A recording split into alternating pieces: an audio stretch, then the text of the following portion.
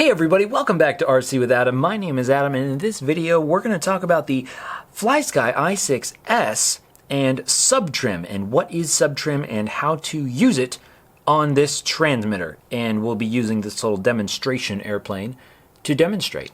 Let's get started. Now, first of all, what the heck is subtrim? Because you have your regular trim, why would you need subtrim? Well, subtrim is not something that you would change very often or as frequently as trim. And what you're essentially doing is changing the center position of the servo. And while you would use regular trim in flight, like to account for wind or something like that, you would use subtrim because maybe when you attach your servo to your control surface, maybe it's a little off, and so you want to kind of tweak things just a little bit. And so you're essentially changing what the centered position is for that servo, kind of like that. So for this demonstration, I'll show you the subtrim using the rudder servo because I think you can see that the best.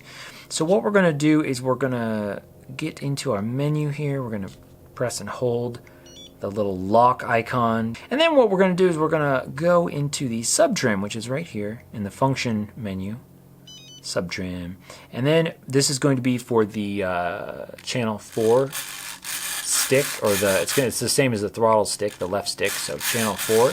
That's what we've got. And so we're in the subtrim, we're going to tap, make sure it's channel 4. It's easy to tap on channel 5. Channel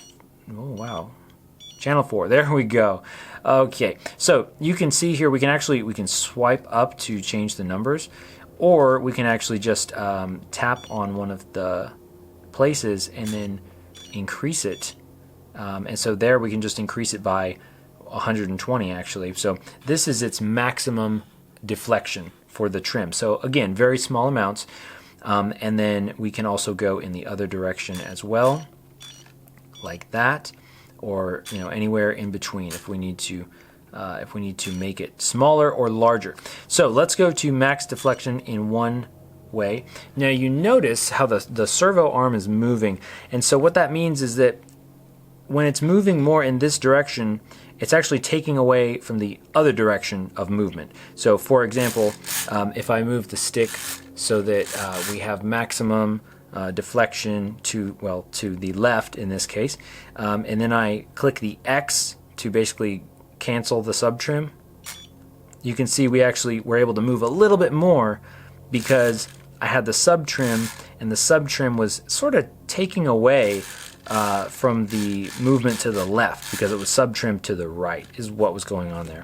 So essentially, you don't want to use too much subtrim if you don't have to, but that is how you do it. One more thing is that be sure to take off your propeller from your motor or disconnect your motor when you're working with your subtrim and these sorts of things, because you can adjust the subtrim for your motor, and that's going to be channel 3 in this case, and if you adjust it too much, your motor's going to start up. And if you have a propeller on there, that could be really bad. And that is subtrim. So I hope this was helpful for you if you were wondering what the heck is subtrim. If you are still wondering what the heck is subtrim, leave me a comment and maybe I or someone else will be able to help you. Thanks for watching, everybody. I appreciate you. I appreciate your time. If you enjoyed this video and you like FlySky stuff, you love this playlist that I have right over here for all things FlySky. Thanks for watching, and I will see you again very soon.